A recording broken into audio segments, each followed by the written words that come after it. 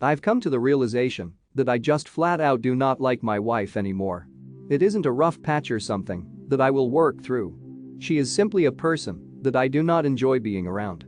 She is a complete Karen who will literally demand a manager for every perceived slight, and it is fucking embarrassing as hell. She is constantly bragging and laughing about all the people she has argued with and blocked on various platforms like Facebook and Nextdoor. She never shuts the fuck up, but never has anything of importance or relevance to say. Everything that she does is just nails on a chalkboard to me.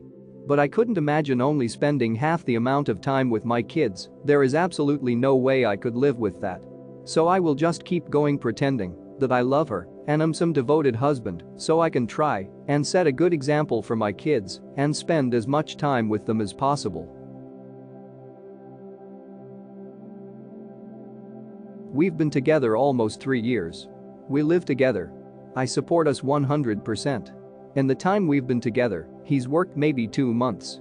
He's depressed and anxious, and he steals all the oxygen and joy out of every room. He never wants to go anywhere but then complains that we never go anywhere. I got him an interview at my work, a moderately well-paid entry-level position. He refused to go, saying he wasn't ready. Then spends time complaining about not having a job. You get the idea. Everything in our lives revolves around him and his moods. He cries, yells or just sighs incessantly. There's no laughter or happiness in our home. I walk on eggshells all the time.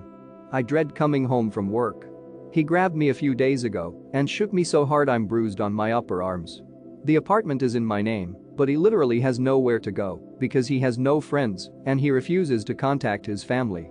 So he'd be homeless, and I can't do that to him or any human really. I fantasize about being alone all the time.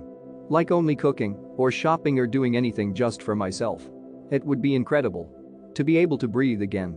His birthday was last week and I saved up for a month to get him something related to his hobby. When I gave it to him, he said, "I just told you I didn't want to do this anymore. What were you thinking?" I think at that point any love I still felt for him just died. He doesn't cook, clean, care for his dog, or do anything but play video games. I'm trapped in a prison and I just don't really care what happens to me anymore. I don't want to die, but I wouldn't be upset if I didn't wake up tomorrow, if that makes sense. I know what I should do, but I'm just a dumb bitch. Thanks for reading. Typing it out helps.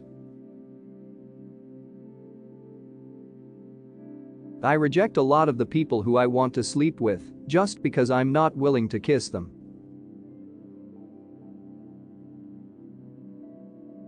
So when I shave, I always try to clean the sink after me, but occasionally there are some stray cut beard hairs in and around the sink, and my wife loses her shit and yells at me like, "WTF is that hair? It's gross.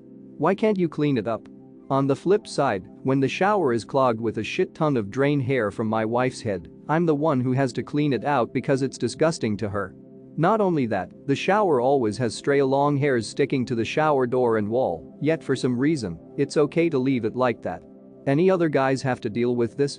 BTW, other than this and the fact that my wife eats well-done steak, she is basically perfect.